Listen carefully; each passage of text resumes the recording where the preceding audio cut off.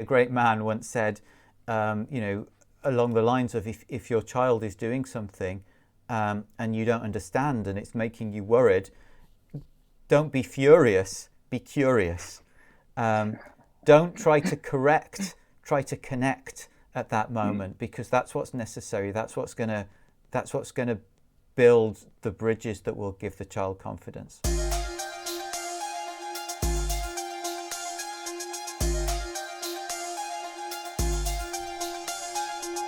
So, Andrew, as you know, there's this thing called stimming, where a child will be doing things like maybe flapping their hands or spinning around in circles, or maybe touching their face in certain ways. What's going on there? Because a lot of parents are confused by this and maybe a little bit concerned that their child is developing these habits that other children might not accept. What's going on? Mm. That's a very good and important question. And I think this is, I would say, from my own experience and for myself as a as a neurotypical professional, one of the greatest gifts I've received from autistic children and people over the years is really the gift of understanding stimming and understanding that I stim and every single person on the planet stims. And that has also given me more appreciation for and more acceptance of myself and all of the things that I do every day to keep myself calm, alert, and focused.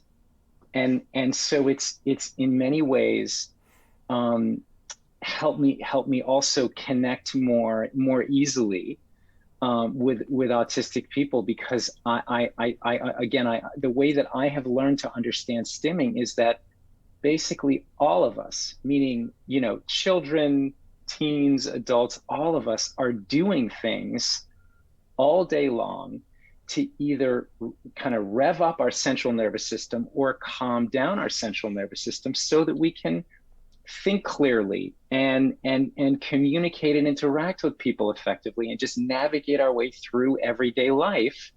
When all of this sort of sensory information is coming at us, all of this social information is coming at us, right? All of us have to kind of do what we need to do to stay calm, alert, and focused. And that's a very different way of understanding stimming than the well-intentioned system, meaning psychology, psychiatry, that gave the message, unfortunately, about autistic people, which is that autistic people were doing things that were not really okay, essentially, that were not really useful or purposeful or helpful. And that was not a good message to send. And I am, again, always grateful to the autistic children and people that I've worked with for helping me understand stimming as something that they are doing, whether it's through movement or by saying something out loud to oneself over and over again, or by lining up toys, or by tapping one's face, or by fiddling with glasses or biting one's nails, right? And I will always say to parents, the question I always will follow when parents are concerned about stimming, what I'll immediately shift to is I'll ask parents, I'll ask the question, what do you do to take care of yourself in situations where you're a little bit stressed or overwhelmed, or you didn't sleep well the night before? So what do you do to either kind of rev yourself up or calm yourself down? For example, when you're in a meeting at work, or when you're trying to stay focused and you're driving somewhere, what do you do? And parents love that question. They love to, oh my gosh, I've never thought about that. Well, I bite my nails and I rock back and forth, or I tap my leg up and down, or I'm constantly fiddling with things. Like, for example, right now, Guy, I've been playing with the rubber band the entire time I've been talking with you, because it helps me stay calm, alert, and focused in our conversation.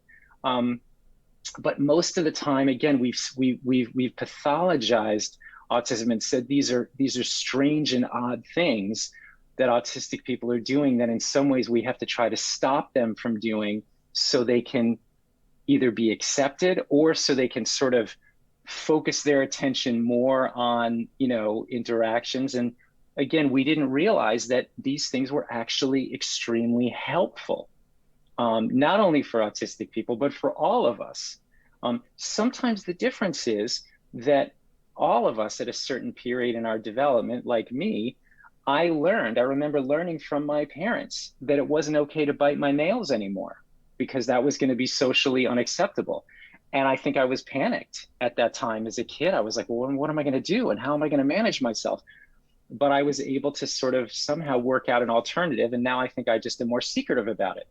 I'm playing with my rubber band off camera, so nobody can see that I'm stimming with my rubber band furiously during this interview. And it's interesting that you're calling it stimming, because normally the definition of stimming is stimming that's not acceptable, whereas the type of stimming that non-autistic people do isn't called stimming at all. It's not. It doesn't even have a name. It's just living. That's right. Parents will always kind of come to this point where they're like, okay, well, playing with the rubber band quietly is okay, but what about rocking back and forth, or jumping up and down in public, right? Oh my gosh, I'm so worried. And part of what we need to understand is, when children are younger, we are much more accepting of their stimming, right? When children are much younger, we expect that they're going to stim furiously, for example, when they're either overtired, or when they're hungry, or when they're stressed out, or when, so for example, young children are doing very intense stimming to either rev their central nervous systems up or calm. Young children are vocalizing and screaming a lot. They're constantly moving and kicking and shaking their heads and picking up objects and staring at them and staring at ceiling fans. And young children are stimming furiously because their central nervous systems are going through this very intense phase of development. They're learning how to literally regulate their central nervous systems. And because, again, when children are younger, we say, look how adorable, or look how that's just what he's doing to take care of himself. But as soon as our kids start to get older and become 3 years old, 5 years old, 7 years old, if they're using some of those same strategies, like jumping, like movement, right? Like taking an object and holding it up to the light and flicking it back and forth to kind of have this visual experience, right? If a child is still doing those things, they get a very different response from the people around them. And I think that's really unfortunate, again, because what we're not doing is we're not understanding that the child's doing those things for a very good reason. And so again, when we start to think about it that way, we start more to think about that what's most important is we begin to help children understand how they can take care of themselves throughout the day. We want to help children become actively involved and aware of what they're doing. And the way that we do that as adults is by talking about it. And I'm going to talk about how I use a rubber band, or how I use movement with my hands, or movement by bouncing up and down when I'm stressed out in an interview to take care of myself, so that I can be better able to manage myself in different situations. So, and it's that's also how I frame it's it. also that people can. So it's how people understand stimming as well. The sort of stimming that an autistic person might do. And so, for example, I was in a networking meeting recently, and it was an online one, and somebody made a comment. It was a very well-meaning comment about people staying focused during the meeting, and making sure their eyes are looking at the screen and they're not sort of doing other things at the same time. I actually, if I'm in a meeting, and unless I'm talking most of the time, I need to be looking at other things and doing other things, not things that, but I need to be playing with other things on the screen. And that actually helps me focus more and concentrate more. So I think if people know that, then it's acceptable, because what people object to is not the behavior itself, but what they believe that behavior is conveying. They're believing me looking around the screen is conveying that I'm not interested in what they're saying. If they get the understanding that that's not actually true, and my looking around the screen is helping me focus on what that person is saying, they'll understand it in a different way. But that's the message that doesn't go out. But it's the message, I guess, that needs to come first from parents to the children.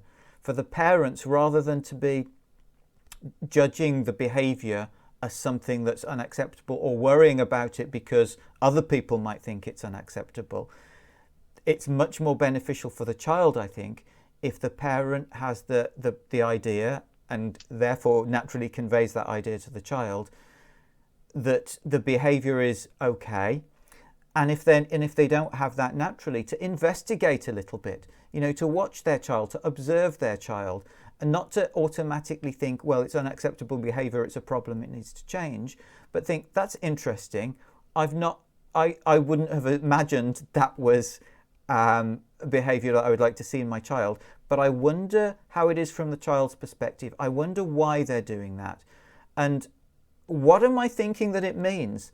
Am I thinking that it means that they're not interested in me, or they're not taking something seriously, or that they're totally out of control? Or is it something else that I'm not grasping? And let me find out what that is. And that way, you're going on a journey with your child, and you're building an understanding and a relationship with your child to be able to give them that self-confidence. Because if we, and I always say this, but if we feel in ourselves that our children are a problem, we don't have to say anything, they will feel that they're a problem, they'll take that on.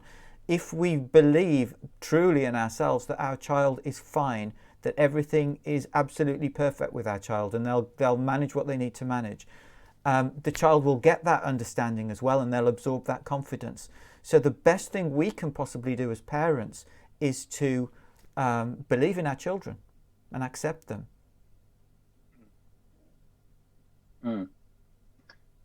Yes. Nothing is more important, Guy, than accepting and believing in our children. And again, that goes to the heart of this aspect of stimming, which is encouraging parents to just wonder, have a sense of wonder more about, I wonder why he's doing that. I wonder why you're doing that. And if parents had more of that kind of curiosity about, I noticed that he's doing this, I wonder why he's doing that, instead of, oh my gosh, I need to stop it, I need to fix it. I'm terrified that he's going to be made fun of, or that he's going to be, there are going to be severe consequences from a teacher, or whatever it might be. And those are legitimate concerns, because we don't live in societies that understand and support stimming very well at this point in time.